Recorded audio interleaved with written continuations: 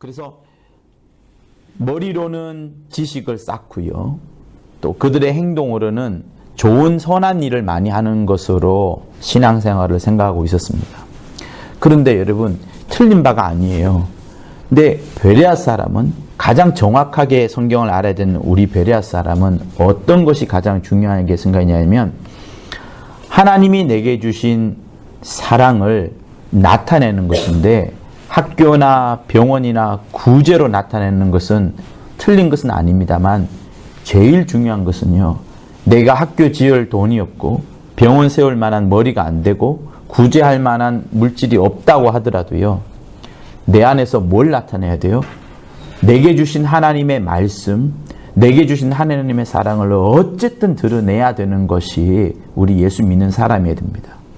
그래서 전도라는 거, 단순히 이렇게 전단지를 나눠주는 그것을 말씀하는 것이 아니라 여러분, 내가 만나는 모든 사람에게 하나님의 살아계심을 서서히 아니면 필요할 때 강하게 이렇게 말해줄 수 있어야 됩니다. 그래서 교회에 와서 구약교회와 다르게 신약교회에 와서 예수님께서 우리에게 가장 많이 강조하신 부분들은 여러분 뭘까 한번 생각해 보세요. 마태복음 맨 마지막 장에 주님이 부활하시고 난 다음에 하신 말씀이 있습니다. 주께서 또 마가복음 마지막 장에도 여러분 하도 성경을 많이 읽으니까 우리 충분히 기억하잖아요. 누가복음 마지막 장을 한번 생각해 보시고 요한복음은 마지막 장 앞장에서 또 말씀을 하셨습니다. 21장은 그 바다 호숫가에 가서 제자들에게 이제 특히 베드로를 사랑하느냐 이거 물어본 질문이었고 그 앞장에 나오죠. 이 모든 복음서의 마지막 장에 주님이 말씀하시는 바는 가서 전해라.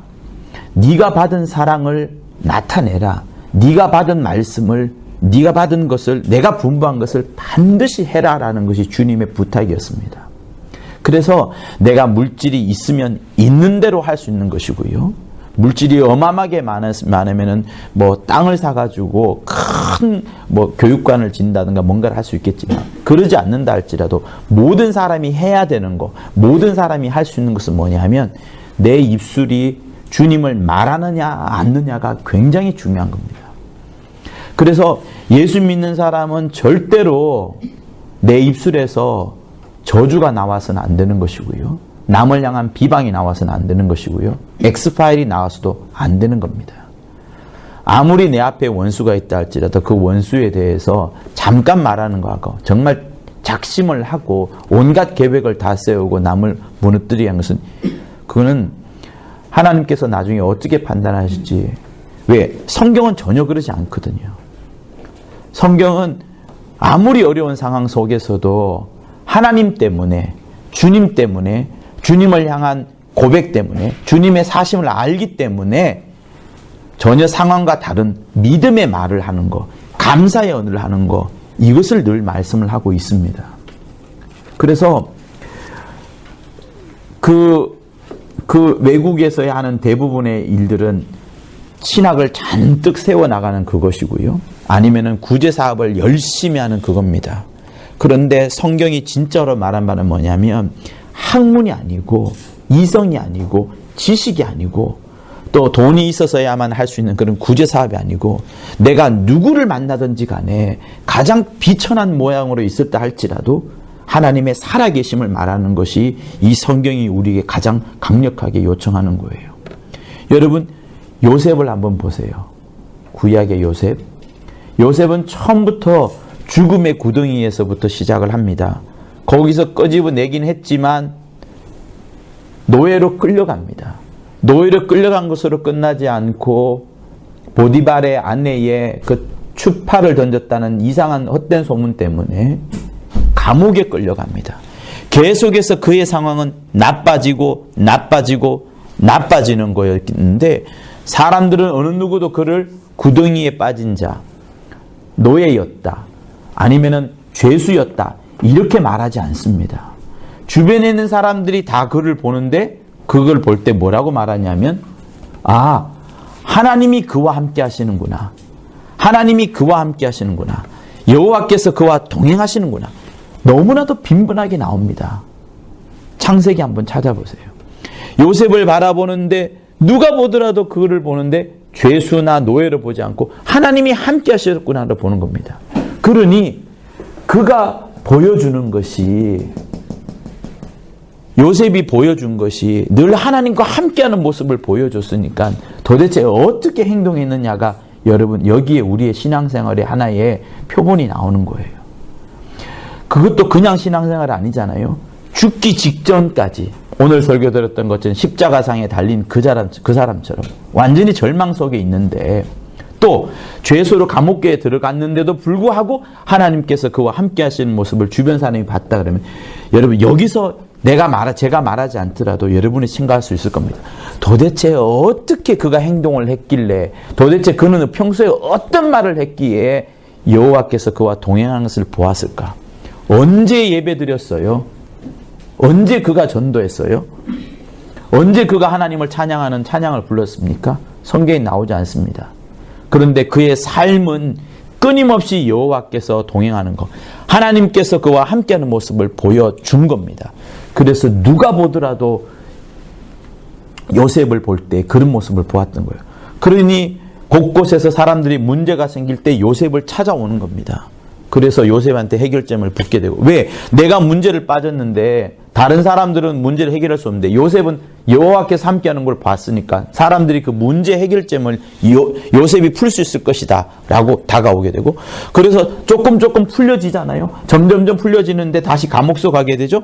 그렇지만 거기서 또 술 관은 장, 떡 관은 장을 만나가지고 문제를 해결하면서 좋아졌다가 또 잊혀졌다가 마침내는 바로 왕 앞에 갔다가 애굽의 모든 문제를 풀어버리는 그런 지혜를 얻지 않습니까?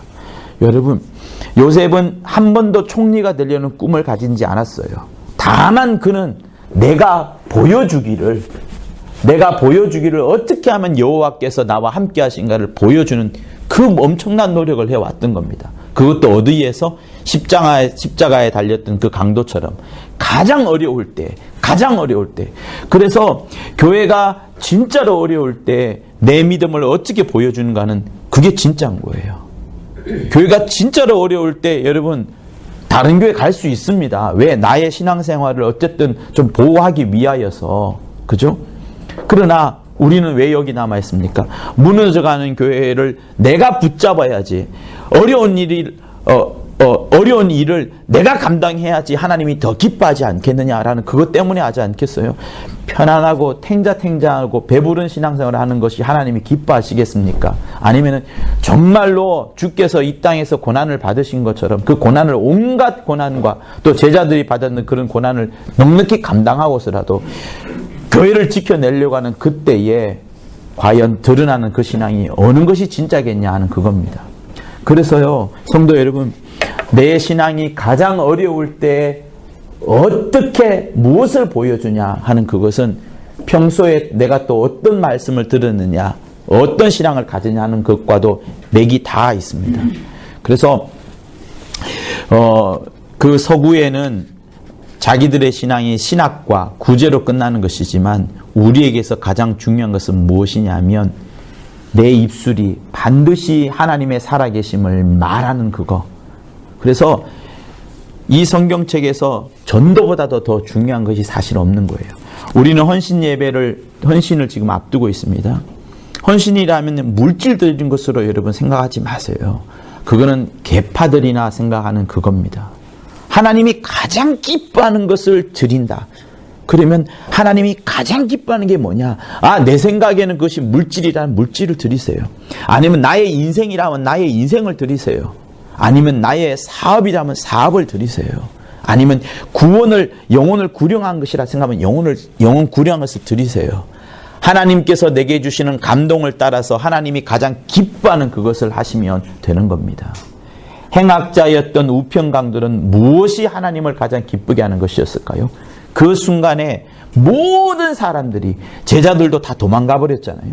아니 11제자도 12제자들이 다 도망가 버렸고 겨우 그 앞에는 엄마만 와 있는데, 요한하고 엄마만 와 있는데, 아무도 그때에도 엄마도 요한도 예수의 편을 들지 않았는데 유독 이 사람만큼만 죽어가는 예수를 향하여서 최고의 고백과 최고의 기쁨을 드린 자가 이자였습니다. 그러니 이 사람은 엄청난 신앙을 가진 자인 거예요. 여러분, 하나님이 우리에게 원하시는 것은 바로 그겁니다. 헌신이라고 해서 물질 드리는 걸 생각하면 여러분 많은 오해를 하시는 거예요. 그렇게 하실 필요 없습니다. 내게서 하나님이 가장 기뻐하시는 것이 무엇이냐? 여러분, 내 자녀를 잘 양육하여서 이 자녀가 성락교회를 위하여서, 베레아 운동을 위하여서, 하나님을 위하여서 전적으로 헌신하도록 만드는 그 꿈을 갖고서 그것을 헌신 제목으로 삼을 수도 있습니다. 그냥 세상 출세가 아니라 너는 출세를 하더라도 출세보다 더 중요한 것이 반드시 교회를 살리는 것이다. 베레아 운동이 꽃 피우는 것을 빛내는 것이다. 이것만 잘 양육하여도 사실은 우리의 헌신, 물질의 헌신보다 더합니다. 여러분, 내가 수입이 겨우 190 정도밖에 되지 않는데 내가 1900만을 드리는 것이 하나님이 기뻐하실까요? 아니면 내 인생 전체를, 아니면 내가 가장 사랑하는 자녀의 삶 전체를 드리는 것이 기뻐하겠습니까? 그래서 생각을 잘 해봐야 됩니다. 이 세상은요, 경제적으로 숫자로 246만 3,459원 뭐 이렇게 숫자로 모든 것을 말씀하지만 하나님은 숫자와 관심이 없었어요. 여러분의 마음의 중심, 그걸 보시는 것이 하나님이신 거예요. 그래서 그런 하나님께서 숫자 대신에 우리의 마음을 보시기 때문에 여러분들이 헌신이라고 하여서 그런 쪽으로 생각을 하지 마시고 정말 순수하게 성경이 말씀하시는 그런 방향으로 나아갈 수 있으면 하는 겁니다.